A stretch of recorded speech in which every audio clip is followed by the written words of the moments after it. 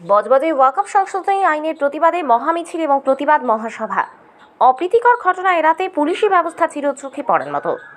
ড্রোনের মাধ্যমে চালানো হয় নজরদারি। বজবজের বিলা মোড়ে ওয়াকফ সংশোধনী আইনের প্রতিবাদ একটি প্রতিবাদ সভার আয়োজন করা হয়। এই প্রতিবাদ সভায় বজবজ 1 নম্বর এবং 2 নম্বর ব্লকের বিভিন্ন জায়গা থেকে মানুষজন মিছিল করে এসে এই প্রতিবাদ সভায় অংশগ্রহণ করে। ডোঙারিয়া থেকে একটি মিছিল, বজবজের চড়িয়াল থেকে একটি মিছিল এবং বেলাপুর থেকে একটি মিছিল আসে এদিনের প্রতিবাদ সভায়। কয়েক হাজার হাজার মানুষ এই প্রতিবাদ সভায় যোগদান করেন। সভায় যাতে কোনো অপ্রীতিকর ঘটনা না ঘটে সেই কারণেই পুলিশি ব্যবস্থা ছিল চোখে পড়ার মতো।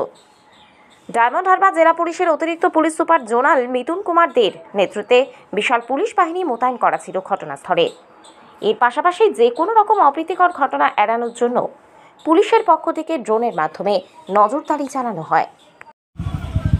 কারণ আমাদের তরফে আমাদের পুরো টিম সবাই আমরা যারা প্রতিবাদে সামিল হতে চাইছেন বা উদ্যোক্তা ইত্যাদি যারা আছেন, কারণ এটা তো খুব একটা অর্গানাইজ ফর্ম নেই, আমরা যতটা সম্ভব চেয়ে পেরেছি তাদের কাছে রিচ আউট করেছি যাতে না আমাদের মধ্যে কোনো মিসকমিউনিকেশন থাকে। আমাদের গণতান্ত্রিক দেশ, এখানে কোনো বিষয়ের সম্বন্ধে যে কেউ গণতান্ত্রিক উপায়ে প্রতিবাদ করতে পারেন, কোনো ব্যক্তি বা গোষ্ঠী। ঠিক সেইভাবেই যেটা সহনাগরিক যারা আছে তাদের নিরাপত্তা নিশ্চিত করাটা, তাদের কেউ যেন উপদ্রুত বোধ না করেন, সেটা আমাদের দায়িত্বের মধ্যে পড়ে।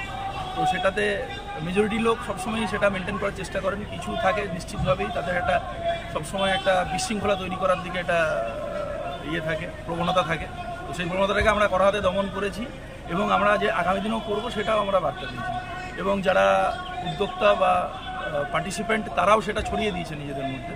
ন্যাচারালি এই যে খুব অল্প সংখ্যকের মধ্যে এই ধরনের কিছু থাকে চিন্তাভাবনা, তারা বিচ্ছিন্ন হয়ে গেছে, তো যার জন্য বিষয়টা শান্তিপূর্ণ হয়েছে।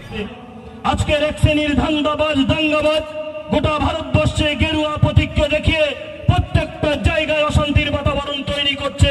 সেই অশান্তির বাতাবরণে আমরা পা দেব না কেউ। আমাদের লক্ষ্য থাকবে অন্যায়ের বিরুদ্ধে প্রতিবাদ করতে হবে। একটা অমুসলিম ভাই যখন অত্যাচারিত হবে, ক্ষুধার্ত থাকবে, তার উপরে অত্যাচার হবে, আমাদের মুসলিম ভাইদেরও তাদের পাশে দাঁড়ানো এটা ইমানি কর্তব্য, দায়িত্বটা ভুলে গেলে চলবে না। মহানবী সাল্লাল্লাহু আলাইহি ওয়াসাল্লাম সম্প্রীতির বাতাবরণ তৈরি করে গেছেন।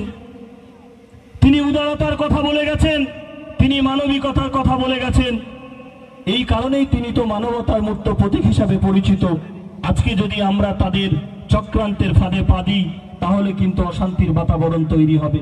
ওরা ওদের কথা রেখেছে, আমরা কিন্তু নীরব থেকেছি, আমরা মানে বুঝতে পারিনি। যে কারণে শীতকালীন অধিবেশনে মাত্র 2-3 মাস আগে যখন লোকসভায় এই ভয়াবহ বিলটা উত্থাপন হলো, তখন আমার মুসলিম নেতারা চুপ করে বসে থাকলো। কেন তারা তখন থেকে প্রতিবাদ করেনি?